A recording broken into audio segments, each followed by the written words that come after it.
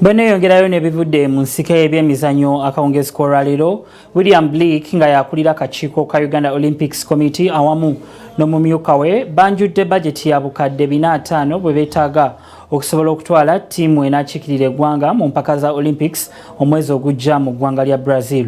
Bano bagaseko n'okwebaza Speaker Rebecca Kadaga olw'okubeerangawo buli bwe baba bamwetaaze. Ebisingawo omusasi waffe Joanita Mbabazi kabitutuuseeko.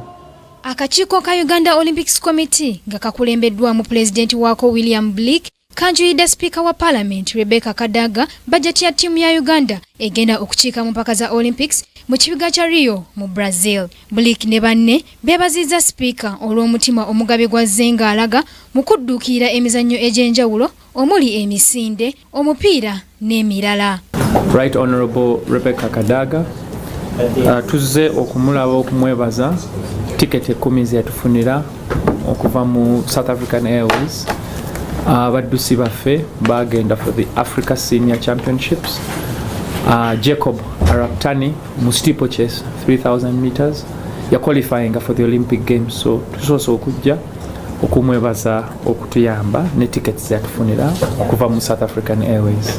Wano bamwanjulidde bajeti ya bukadde 450 bwe bakyetaaga okulaba nga batwala ttiimu mu mpaka za Olympics ezigenda okuyinda mu mwezi gw'omunaana omwaka guno.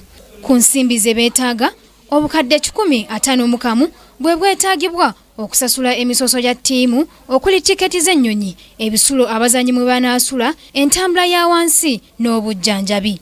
Ate obukadde bulala 299 bwe bwetaagibwa okugula emijoozi gya ttiimu, t-shirts, ebintu by'okukozesa n'engoye ezinayambalibwa ttiimu mu kuggulawo n'okuggalawo empaka za Olympics.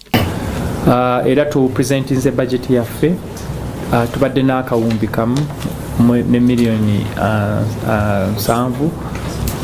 Tulina deficit oba outstanding ze tulina okufuna mu ba corporates miliyoni 405. Era Right Honorable Speaker yatusuubiza okutuhostinga for a reception. Ite corporate companies zijje zisobole okutuyamba okufundraisinga okusobola okufuna sente eza Olympic team eya Uganda. Mu kwanukula akakiiko ka Blake, Speaker Kadaga wakutunula mu budget emuweereddwa era wakubaddamu olunaku lw'enkya. Waiting for the signal from the Minister of Finance, but I'll remind him and maybe get back to you tomorrow. Thank you. I can come back to you with an answer tomorrow. Yes. But you had identified the people to attend the fundraising. Uganda esibirwa okukiikirwa ttiimu y'abazanyi 22 okuli ab'emisinde 16, ab'ebikonde 2, badminton 1, abawuzi 2 n'omusituzi w'obuzito 1. Joanita Mbabazi, Kingdom TV, amalindirire. This is Kingdom TV.